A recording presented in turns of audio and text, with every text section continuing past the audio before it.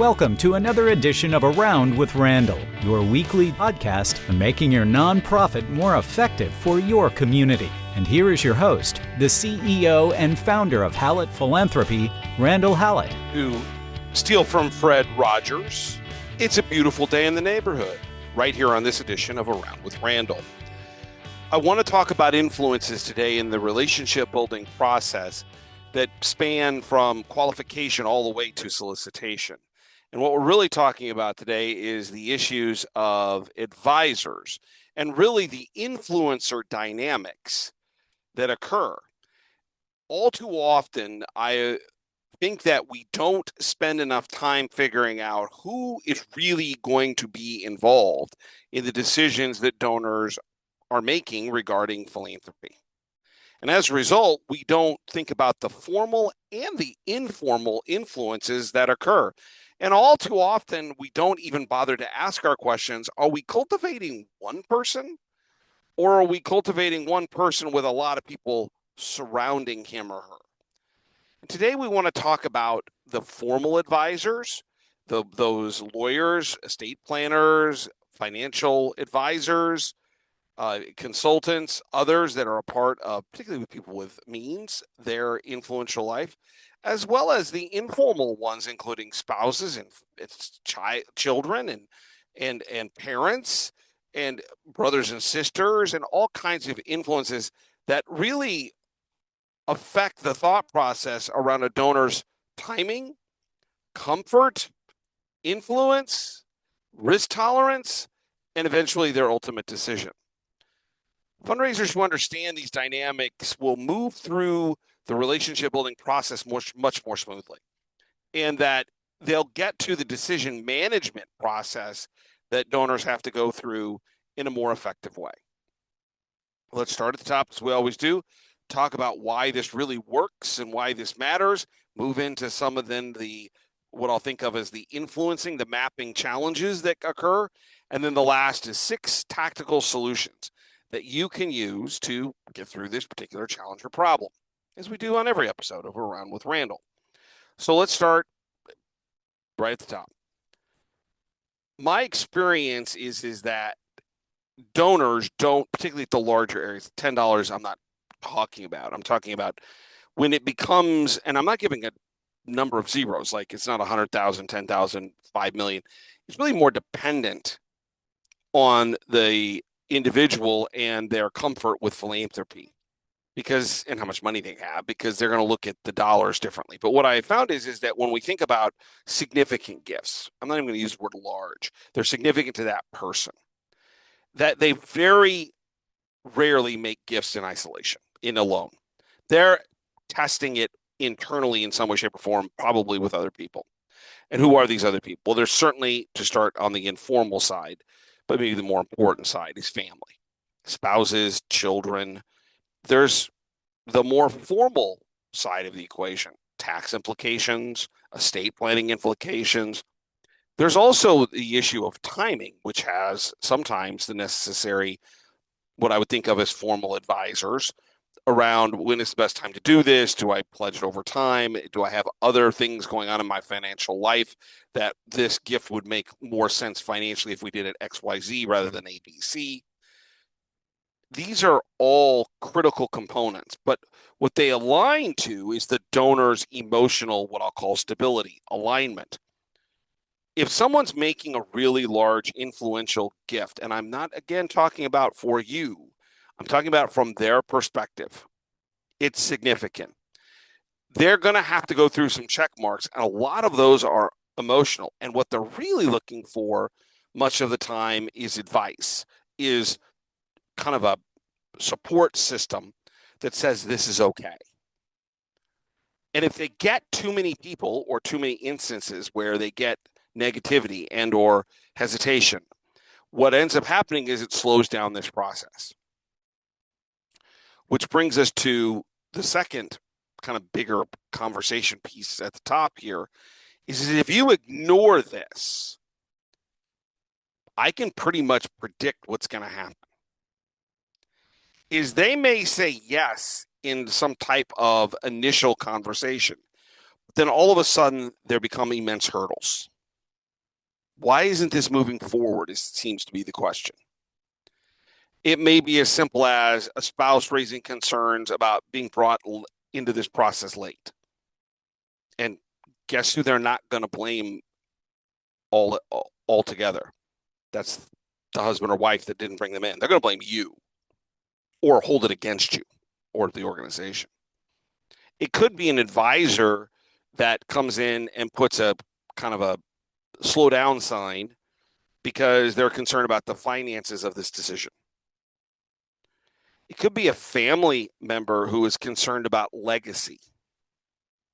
And you've heard me talk about this, that I truly believe that children have too much influence, not on supporting their parents financially, particularly as they get older, and making sure that they're taken care of, but too much influence on the fact that they might want more of that money than maybe the parent wants to give and or what the parent wants to do something else with philanthropically.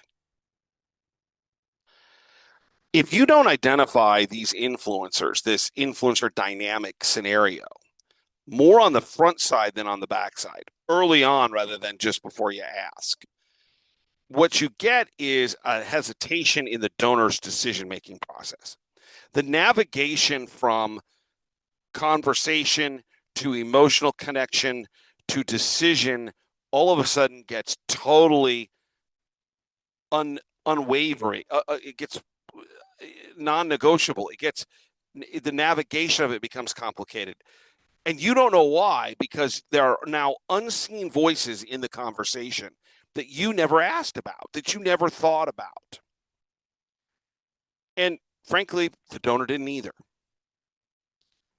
But the end result is we're trying to get donors, give them the opportunity to do what they want to do, which means we need to help shepherd them through this dynamic that is influencer involvement. So what are the challenges that we've talked about, that we can think about, that we should be aware of? And there are really four, and I've mentioned them a little bit, but we'll clarify them here. The first is those invisible decision makers. I've run into too many circumstances, both as a practitioner and as a consultant, where somebody's the face of the decision, but they're really not the decision maker, or they have enough influence to stop the decision. And I'm not saying slow it down. I'm saying no. So the first thing is realizing that influence or invisible decision makers are there. Are you asking about them? And this will be part of that tactical solution we'll talk about here in a moment, the questions and things you can do to navigate through this. The second challenge, so that we have invisible, is number two, our own fallibility. We make false assumptions. We assume that wealth equals autonomy. Well, they own the business and they've done really well and they have lots of money. They make the decision. Do they? That the donor decides alone, which obviously we've spoken about. That the donor's enthusiasm truly reflects their readiness to give and or other people's similar enthusiasm for the same type of project, gift, involvement, mission, however you want to look at it. Is these assumptions that fundraisers make, people like you, like people like me, is we assume that we've got all these answers about wealth, about autonomy, about who's making decisions, about all this enthusiasm, without actually posing any questions to challenge that during the conversations that we're having with donors. The third is the unbelievable challenge of relationship dynamics, for which we never see. Let's just start with spouses. And I'll use me as an example. My wife is the best person I've ever met, and she has the biggest heart. The idea of financial philanthropy isn't quite as inbred in her as it is in me. Part of that's just the way we grew up differently. That's okay. But if you're not considering whoever's a part of that conversation and that dynamic between the two, you're putting that gift, that conversation, that donor, which is our ultimate goal, is to make them feel great about this. It's not an obligation. It's a joy. If you're not considering that sensitivity or the possible rub behind the curtain, you put the whole thing at risk. And what you're really putting at risk is the joy for them to be able to do it. Part B of this sensitive relationships is children. And I mentioned this earlier, and I'll just be more blunt. I believe children have too much influence on what I would call, they're conflicted. They have self-interest. And I'm not saying it's bad. I'm just saying it's a dynamic.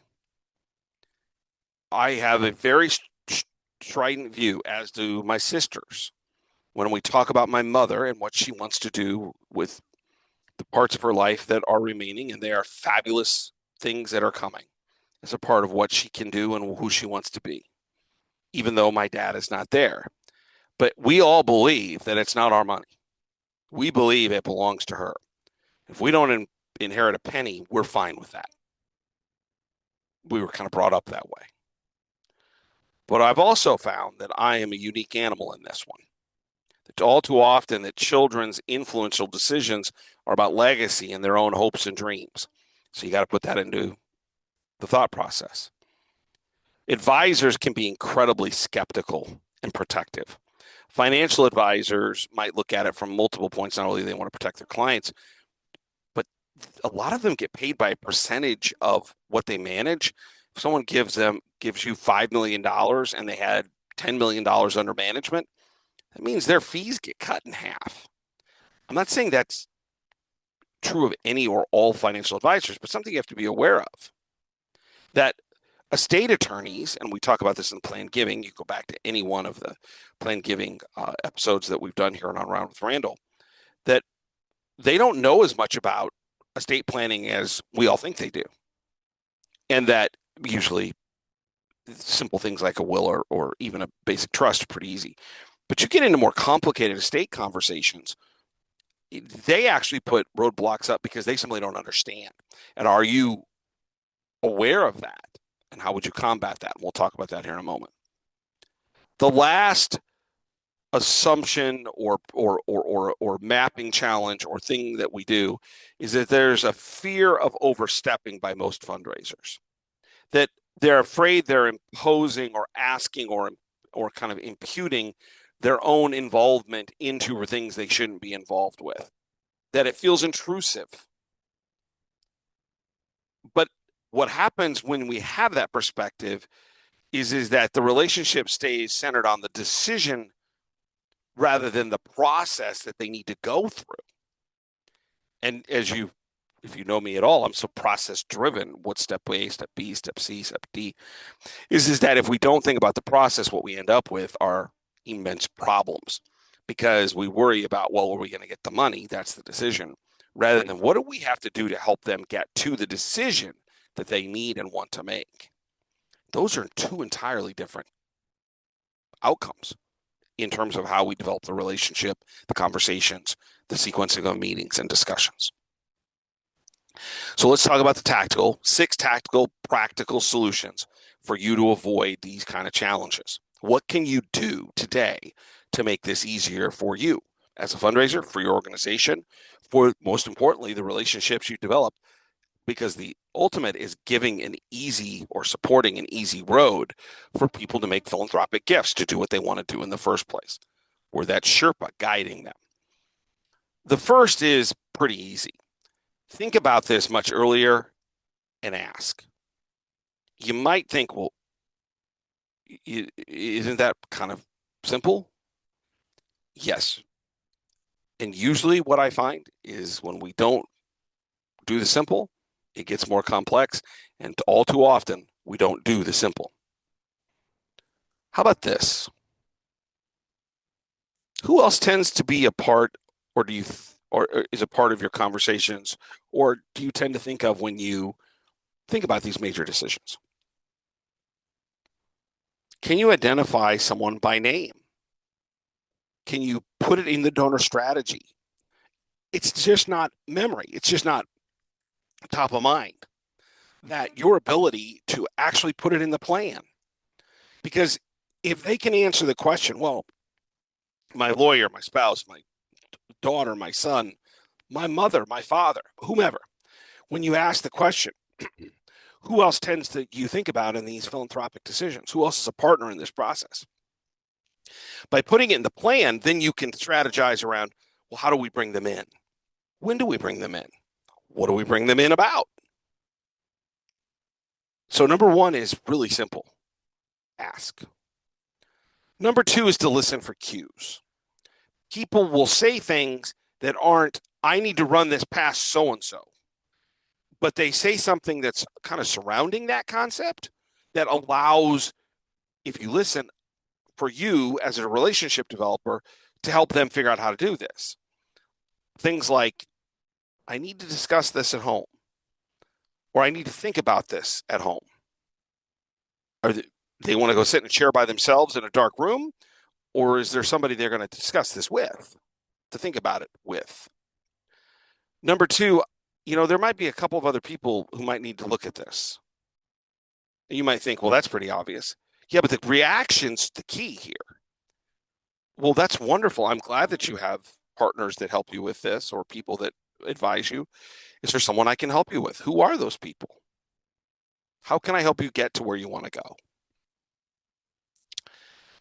Well, we, pronoun, we make these decisions, or we think about this and maybe in a different time frame, or this or that, or we have a family gathering, or whoa, we is not I. Who is we? Is there anything we can do to help them with we? Obviously, more blunt things like others help us. We have advisors, but things like pronouns, I versus we. I need to think about this at home. I need to think about this at the office. Are you in a dark room? I wouldn't ask them that question, but there are other people you talk about this with? We're back to kind of combining one and two. Listen for some of these cues and then ask. Third, think about cultivating on a more normal basis the network of the donor. Does the spouse need mission confidence? Do they know anything about you? Does the advisor need technical clarity? We talked about this a few minutes ago, that a lot of times lawyers don't know a lot about estate planning in detailed levels. And so they get nervous and they don't want to look stupid. And so they say, no, we can't do that. And I found more often than not, I sit down and I do this with a lot of clients, more and more. It's kind of one of my favorite parts of what I do, where they put me with their donor. And I just ask questions for an hour and kind of come back maybe 4 or 5 days later with what I would call a multi-page, not even a plan, but a series of questions. And not all the time, but more often than you think, the donor will come back to me and say, I met with my lawyer and they're uncomfortable with this. And I always offer, I'm glad to get on a phone call and talk with you in the room about this. And it's happened. And what I found is they are a great attorney with their client's best interest at heart. They don't understand estate planning. And once I explain it, they go, oh, not that I didn't know it was possible or feasible, but I didn't quite understand. So technical advice, don't assume they know everything. And maybe it's a peer validator, i.e., they've got a friend or they've got someone they trust or a mentor. Well, do they need information? Think about the network around children. Do they need to be brought into the equation to explain this is what mom and dad want? And having mom and dad say, back it off, which, by the way, is okay. The core principle here is that influence should be respected, not bypassed. And you need to think about that influence, think about that network more actively. The fourth is the professional advisors. Professional advisors, if there's hesitancy, a problem, a challenge, it's usually because of just a couple of factors. Number one, they don't have all the information. Financial advisors are sometimes, I've learned, aren't given everything that we've kind of talked about with the donor by the donor to the financial advisor. And sometimes I've been surprised, like, we've talked about this, but it was A and B, A being the donor, B being the consultant, C being the advisor, and all of a sudden the conversation from A to C wasn't what it was A to B. So are they efficiently knowledgeable?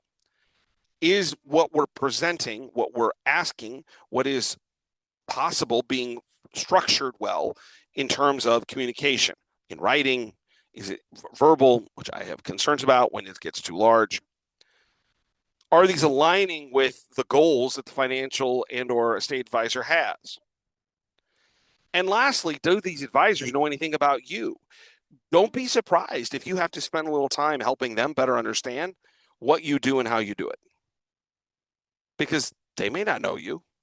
Their interests philanthropically, if they have any, might be totally different. And so you might have to educate them about the value and the efficiency and the work that goes on to make them feel better about this process. So do they have the expertise? Do they have all the information? Is it concise enough? Can you respond quickly? Can you be accurate in the level of detail that they need? And can you reduce the friction that might occur? Advisors can be a stop sign. But if you think about the advisor in the right way, they can also be an accelerant. They can help the donor get to where they want to go if you do it in the right way. Number 5 is understanding the emotional power structure. That not every family, not every couple, not every donor is the same. And that influence isn't always formalized. That you might have a spouse who maybe doesn't control dollars, maybe the donor or the prospect you're working with controls the dollars, but the other spouse controls the vision of what they want to do, controls maybe more of what we give generically to rather, or what we don't give to. That other family members have financial caution. One of the things that I so appreciate in my mother is that she listens to me about her finances. She's wicked smart and can handle it on her own. But I'm a secondary source of confidence for her. The only thing I care about is her safety and that she has money and the things she wants to do, the resources to do them the rest of her life. Other than that, I don't care. What kind of influence is that? What do other children think? What do their family members think? That if we're talking about particularly people in their 60s, 70s, and 80s, particularly larger gifts, how does this affect the financial legacy of others, which we've talked about throughout this podcast? Look beyond titles, look beyond kind of authority. Really look at relational connection and what they influence beyond just the technical. The 6th is that circumstances change, meaning these influences change. The simplicity of, obviously, a tragic loss or a new marriage. Got a long-time donor, worked with them, all of a sudden there's a fiance and now a spouse. How much influence do they have? What's their relationship financially? Not that you should ask directly, but is there influence there? That you have deaths in families, as mentioned. You have people then needing time to figure out exactly what they're trying to accomplish. How am I going to do certain things? You could have succession planning, i.e., in the family, in terms of children growing older and maybe one or two taking more of an kind of a lead role, to sale of a business, succession of finances. Sale of a business, how does that affect things? Or sale of property. Maybe they've got a home and a secondary property, and all of a sudden they get older and they're like, I'm not sure we want to have that second property. Advisors change. I just changed accountants for my own reasons. That means that the advice that one was giving might not be the advice the new one's giving. The key here is to remap this decision-making network periodically, doesn't be every day, to your top prospects. You can't do it for everybody, the ones you have the deepest relationships with, to make sure that there's consistency in this process. 6 things you can do right now. Number 1, ask earlier. Number 2, listen for the cues, the pronouns, the verbs, kind of the hidden messages of I got to go home, or hey, the we versus the I. 3, cultivate the network, not just the individual. Number 4 is be prepared for the financial, professional, legal advisors that come along, particularly with people with resources, and some of their concerns, thinking about the practical steps to help them kind of get through this. Number 5 is understanding the emotional power structures. And number 6 is just realizing that life changes, that networks change. Major gifts certainly come most of the time from individuals, but that individual might be a couple, might have influences. They have networks of people that support them, that we can't ignore these networks, because if we do, we're not guiding or helping or shaping this experience of philanthropy for our donors in a way that makes it meaningful. Anticipate resistance, build confidence that you are part of this as a solution, not as part of the problem, that you're going to structure your conversations better to ask the right questions to get the donor where they want to go. In fundraising, in the relationship building process, in the major gift area, or it could be leadership annual giving, capacity and inclination are not simply the only factors we need to be looking at. They're important. They get us through qualification. But the relationship building process is deeper than that. We want to shape the process so it's great for the donor, great for the prospect, that we understand that this is something they want to do, and we're helping to shape it in a way that makes sense for them, realizing that there are other people in this influential network. And if we do so, we have a more harmonious outcome, which is not just the dollars, but donors love giving because they have a great experience doing so. And they're assisted by the people around them. And you can be the facilitator of all of these influences within their networks. Don't forget to check out the blogs at Hallett Philanthropy, 2 per week, just simple 90-second reads. And if you'd like to reach out to me, it's podcast at hallettphilanthropy.com. We're going to need philanthropy more and more and more. There are just so many people, so many places, so many things in our communities that need us, need philanthropy, need what we do, which makes what you do so critical. Don't forget my favorite saying. Some people make things happen. Some people watch things happen. Then there are those who wondered what happened. You're someone who's making something happen. You find partners in the world who do so, the donors, the philanthropists, who are doing the same. And together, you're making a difference for those who are wondering what happened. That hole between free enterprise and government that we sit in every day, changing lives. 30 years doing this, I can't imagine having done anything that would be more valuable in reflection about my career. I hope you feel the same, not only in waiting for 30 years, but every day. I'll look forward to seeing you the next time, right back here on the next edition of Around with Randall. Don't forget, make it a great day.